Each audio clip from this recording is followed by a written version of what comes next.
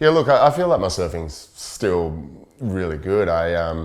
The main reason for me is just I feel like I've just lost the drive to compete day in, day out. It's something that I've been doing for 17 years now, even before that, and through QS and juniors and stuff. And I don't know, I think when you start, not giving 100% in that area, it feels like to me that because I'm not giving 100%, I'm not enjoying as much as I had in the past, and still love surfing, I'm still super excited, but I just feel like there's other paths for me to take at this stage of my life, and just feel like there's different journeys to go and explore as well, and so that's the biggest reason. It's got nothing to do with my surfing ability or anything like that. It's just personal drive. I started having these feelings probably like through 2013, 14, and definitely had them more in 2015. But it was and I always felt like there was times where I could have just walked away and been happy, but at the end of 2015, it was just the point where I was exhausted. I'd been in the title race for 3 years in a row. Obviously had some things that popped up that year that sort of took a bit of toll on the old energy levels, and but yeah, it wasn't a knee-jerk reaction to that year, and to have the 6 months off, to be really honest, it was extremely scary to come up with that decision. You're always taking a step into the unknown and taking a step to, what are the sponsors going to think? Am I doing the right thing? And so it took me a lot of time and a lot of courage to actually make that decision to just have 6 months off. And then once I started, going and doing these different trips, going and exploring different parts of, what surfing means to me, I found that other side of it a lot more enjoyable and a lot more fulfilling. And so, yeah, that's the way that I just, I guess, really just wanted to keep chasing that. But then I also had different thoughts of, have I gone too early? Have I gone too late? And so I was talking to Parko a bit, at the end of 2016, and he's like, come back, and sort of got me fired up a little bit. And then, but then, yeah, very early on in the piece in 2017, it was like, yeah, this isn't for me anymore. Once I commit to something, I say I'm going to do it. I try and see it out to the end. I didn't want to. I knew it was. For me, I'd made that decision that it was going to be my last year, and I'd always been so, one-track mind with the way that I competed and the way that I applied myself. And so 2017 was a year that I felt like I was there, but I had more fun watching other people compete. I had more fun helping other guys on tour than what I did myself. And, I would paddle out in heats, and I really didn't care. I was like, if I win, I'll win. If I'm not, whatever. I don't really, I didn't have that anxious or that desire to just go and, absolutely destroy someone. And yeah, it was different. And I felt like a lot of the time I was manufacturing a lot, and it didn't feel right to me. Personally, I felt like I was lying a bit to myself, and so, yeah, I just sort of just tried to really take in what was happening at that time, and really just, I guess, rebuild friendships that I've had over the years, and just spend a lot more time with those people in all those different places. And I really enjoyed that part of it for sure. But yeah, at the end of the day, I felt like I was manufacturing some desire that just wasn't there. I've always had in my mind that my last event on tour was going to be Bells. It's always been an event that that's where I started my career pretty much. It was my first ever CT win.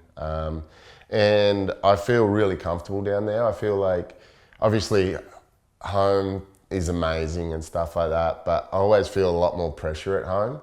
And I really just want to enjoy my last event. And I feel like I can get away a little bit at Bells and sort of just be a lot clearer down there. It's not like everywhere you walk as it is up at home. Everyone's asking you this and that, and the pressure builds up from months out. So yeah, Bells is just a place where I feel really connected there, and then also to being the home of Rip Curl as well is definitely a big part of it too. Being my last two events, I know that's my last two events, and so I always want to go and do my best. I guess I still have to sit down and figure out what that will look like in my own brain. But still, you're going through the pre-season prep, trying to lose Christmas and New Year's, and getting fit and strong, and still want to work on my surfing.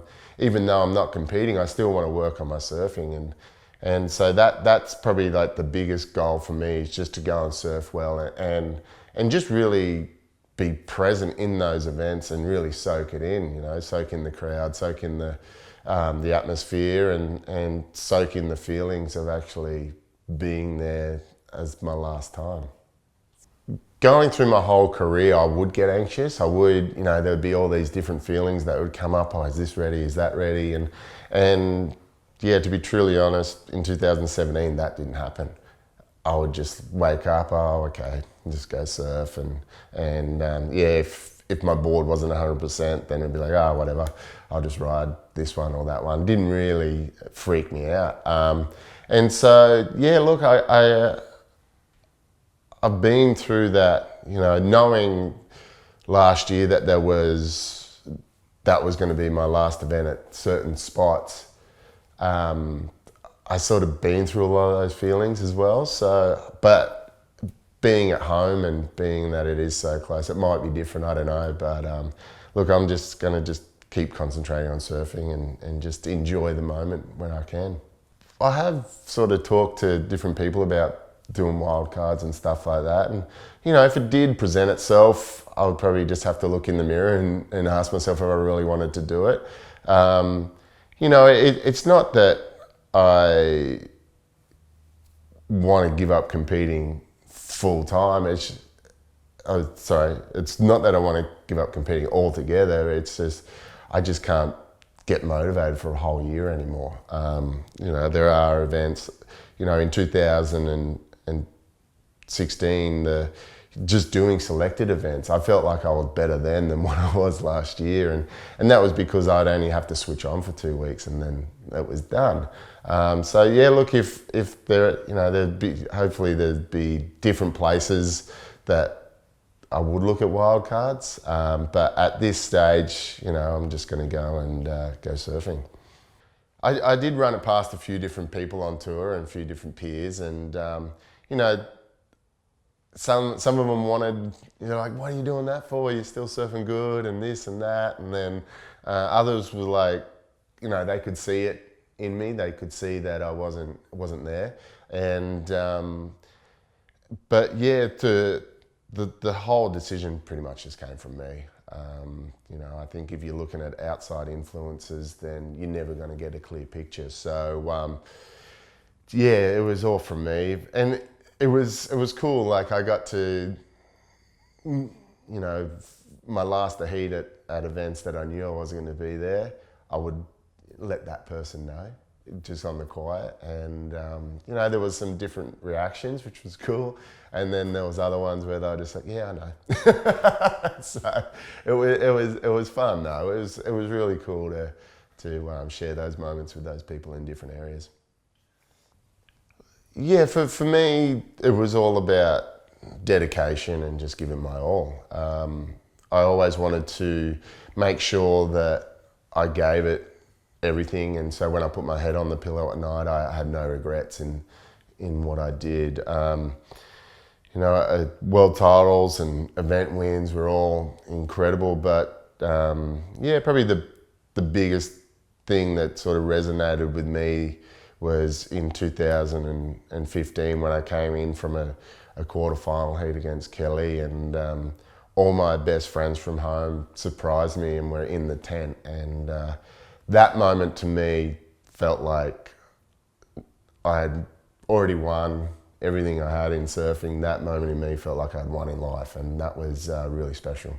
Growing up, you're just so hungry, and you're obnoxious, and you're a little brat, and all you want to do is just beat your heroes and beat people that you anyone that comes up you up against. You just I don't know. You're like a dog on a bone, really. You want to get every last piece of it.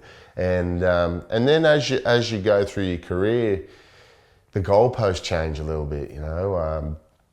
Sort of the last sort of few years, I went from I really wanted to beat people, but it was more about personal performance in that. And then, but yeah, I guess I've spoken to other people that have left the tour, and their whole thing is, I haven't missed the competing side. It's those friendships that you have along the way. And I was extremely lucky that I got to start my career and finish my career with friends that I've gone to school with, and also been sparring partners with, and those friendships won't just die because I'm not on tour anymore. You ring up your mates and catch up with them, and I feel like now that you're not so like, I've got to worry about this next heat, I'll worry about that. You're actually more in the moment and more in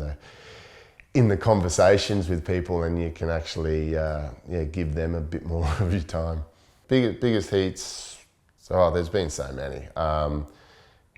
Ones to win world titles, ones to win events.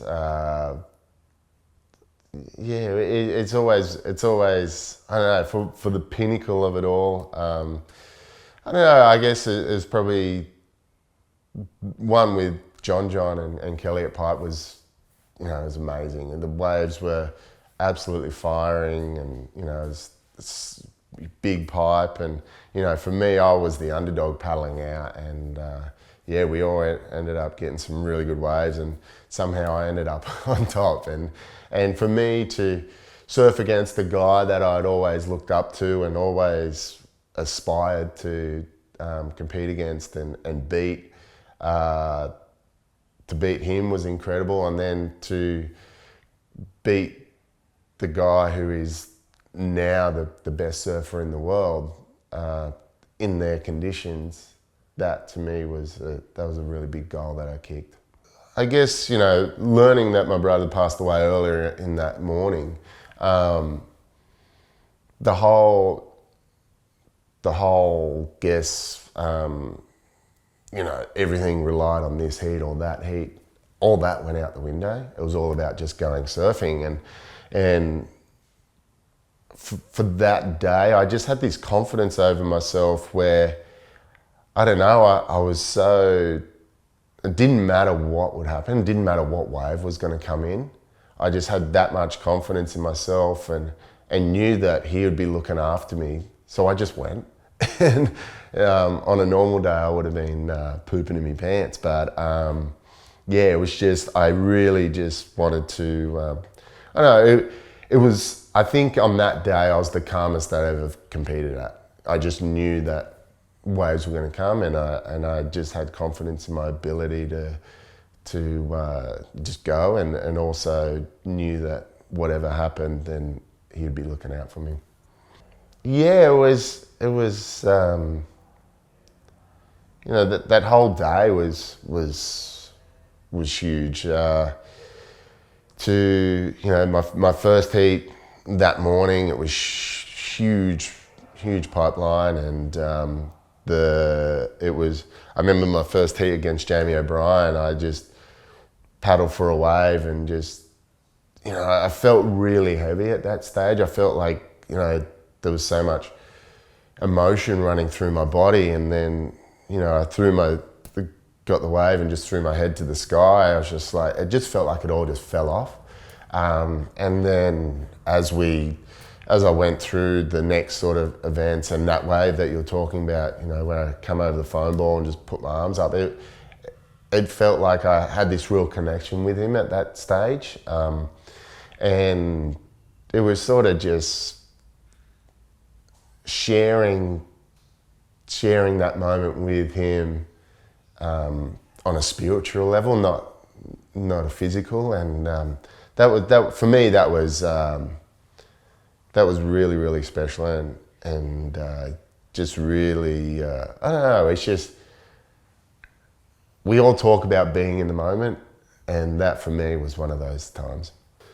Yeah, coming on tour, being a cheeky 19-year-old, or 20, I think I was, and as I said earlier, I was lucky enough to jump on tour with some of my best friends, Joel Parkinson, Dean Morrison, and Hedgie, and then I had older guys looking after me as well, Mick Lowe and Bo Emerton, and yeah, being cheeky, and just a little brat really. I wanted to beat everyone, and I remember my first time surfing in a heat at Chopu, and it was massive, and I had Kelly in my heat, and I'd paddle for a wave, missed it, and then paddled over one, and I saw him swinging, and any other day of the week I wouldn't have went, but because Kelly was right there, I was like,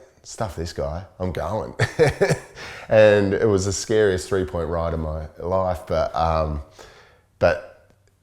for me, I just had this thing against Kelly that, it wasn't a personal thing. It was more so I just wanted to test myself against the best. And he was always a huge one. I always had, earlier in my career, we went back and forth a bit. And then he went on this streak for a while where he would just, absolutely destroy me. And I was just trying to scratch my head. How can I beat him? And then sort of like towards the end of my career, I think last year I got to surf against him 3 or 4 times, and that, to have that rivalry, even though we're both old as dirt,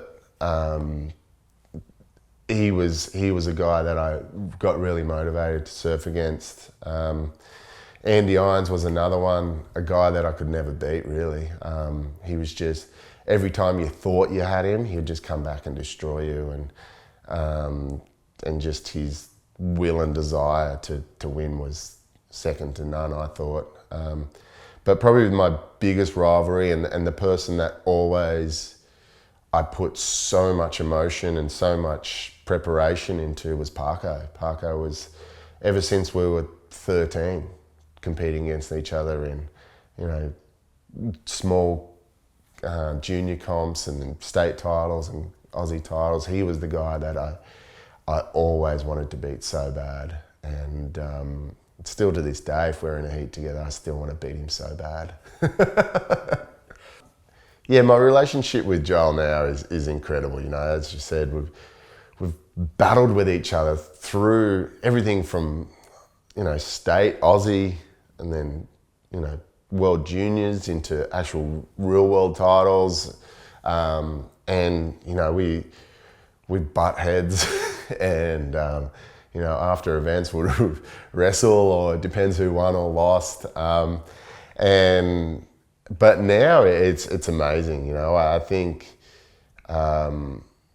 when Joel won his world title, for me, I've never been prouder of a friend. To see someone accomplish something that he's tried so hard, got so close so many times, to see that was just truly incredible. And I think from that moment on, we both sort of let our guard down with each other, and we both just went back to how we were as kids. We both went to just being cheeky groms, and yeah, just share a lot more with each other again. So it's been really cool, you know. We started off like that, and then we sort of went through a rough period where we're both going for world titles, and that sort of got in the way of our friendship. And then we're back full circle again, where we're surfing together, and just really there for each other a lot more, which is cool. Yeah, look, the way he's going, he'll probably stay on for another 30 years. The biggest thing for me, you know, leaving the tour is relearning. You know, I had a conversation with John the other day. He's like, "Are you scared?" And I'm like, "Yeah, but you know, it's one of those things where it's like when you first go on tour, your world opens up, and you get to relearn everything again. Everything's new and exciting, and I don't know exactly what's going to happen. All I know is that I'm going to go surfing and try and find amazing waves, but also too, I'm going to be learning about myself, and instead of having a timeline, okay, I've got to be here, here, and here, I've got to create those moments to be ready. I've got to create those moments to stay in shape, or, you know, be focused on just different things in life. And that to me is truly exciting. I had so much advice growing up. I was never one to hold back with questions. I was never one to, you know, if something popped in my head and I didn't know it, I would ask someone. If they didn't know it, I'd go and research it. And I listened a lot to older people, and you know, I really love sports people in all different worlds, more so for the mental side of it, and that was really cool. And you know, growing up, my mum just always just said, just give it your all and never give up. That was pretty much it. I remember we had a sign on our fridge, and it said never give up, and it was of a frog strangling I think it was a pelican or some sort of bird as it's going down its throat. It's, you know, and that was our thing. We just never gave up.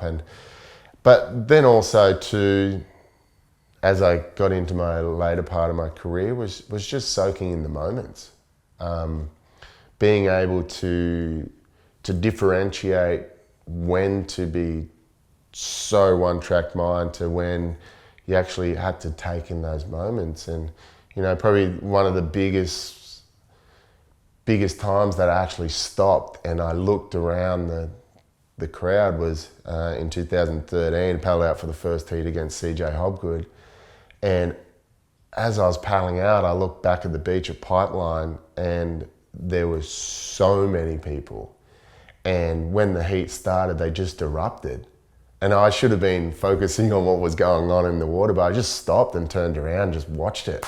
And it was one of those moments where I was just like, wow, I'm so lucky to be in this position to witness not only the people on the beach, but the waves as well. As a competitor, how I'd like to be remembered, or how I am going to be remembered.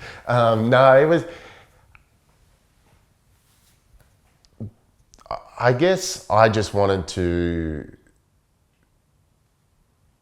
just give it my all. You know, I never wanted to leave anything unturned. I always,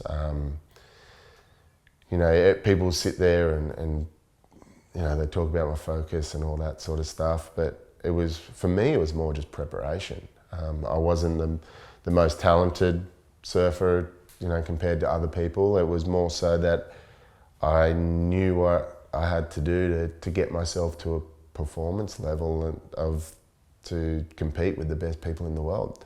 And so yeah, I just, maybe that's it. Just give him my all. If that's the way that I get remembered, cool. But also too, I always wanted to be a sportsman. You know, sportsmanship was always a big thing for me. I remember as a kid, I lost a heat, and you know, I surfed bad, and I was 13, and I was throwing my board and carrying on like a little puppet, and my mum just smacked me over the head, And she goes, if you ever carry on like that ever again, I'm never bringing you to the beach again. I was like, all right.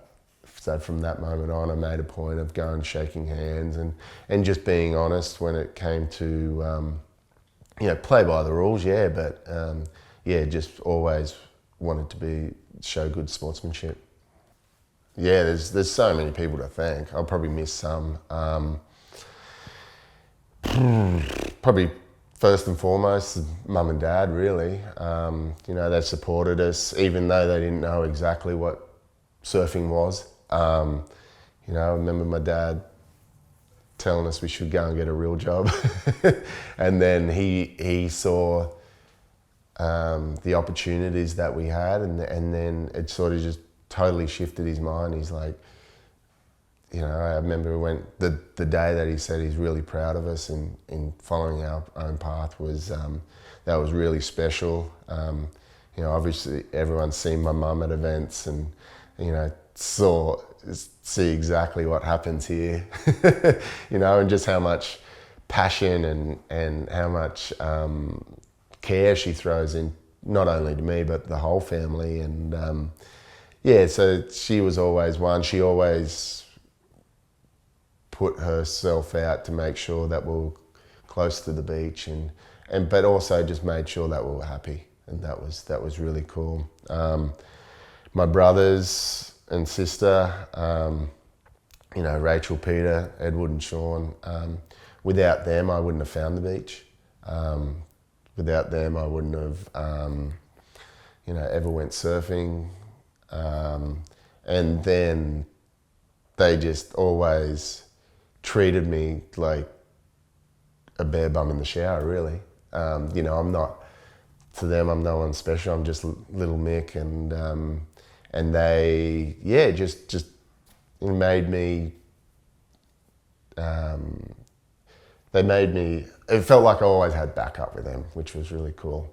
But then they also taught me so many lessons in life and in so many different areas, which was really cool as well. So thank them.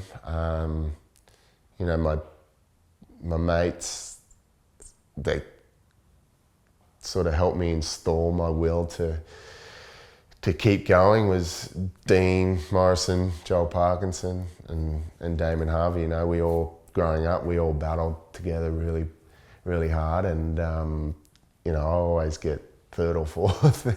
But that was the thing that made me want to try harder each and every time. And those guys, and they're always still there today, which is really cool. Who else? Coach Phil. Phil McNamara was always someone that he would never. His motto was, if you want to work to become better, he would always be there to help you. He would never push you to go and do something that you didn't want to do. And his patience and his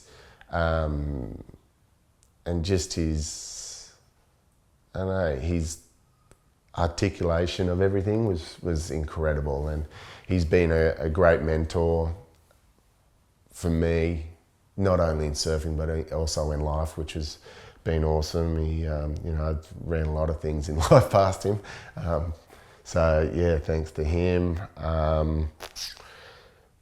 My friends, everyone that I grew up with helped shape me to be who I am. Coming from Cooley, or if it's from other parts of the world. Just people that, just showed me the fun side of life too, which was cool. We could be pretty loose at times, but that's who we are. I guess the loyalty and the support that I've had from my sponsors has just been incredible. Obviously there's good times and there's rough times, but at the end of the day, they would just support me in what I wanted to do and the goals that I wanted to achieve, and it's always great having that support. You know, it's one less thing you have to worry about. But then also too, even though they are sponsors, I've created great friendships in those sponsors, in those companies, and I was always a person that, I like to think I'm loyal, and as you said, I've got boards here from when I was 16 and 17 that I've still got the same stickers on as today. You know, added a couple more here and there, but that was always something when you're getting great support and you're getting someone to help support a dream. It's hard to not acknowledge them. 2017 I got to have a front row seat of being the best fan in the world, and it was incredible. The current state of surfing right now is beyond our beliefs. Starting, the tour 17 years ago to where it is now is, it's gone through the roof. You got guys like John Florence and Philippe Toledo and Gabriel Medina that do things that, if you said that was going to happen, 20 years ago, everyone would be like, get off the drugs, bro. But also too, they're all great kids too, and I was lucky enough to be front row seat for Julian Wilson winning in Tahiti. That was a huge highlight for me in 2017, and just seeing kids, the benefits that they've got today compared to where it was, when I first started tour.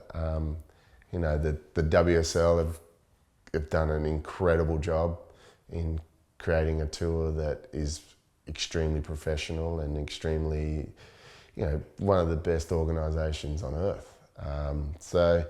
I'm really excited to see where it's going to go next. I probably will never try some of the moves that they're doing because I like my knees and my ankles.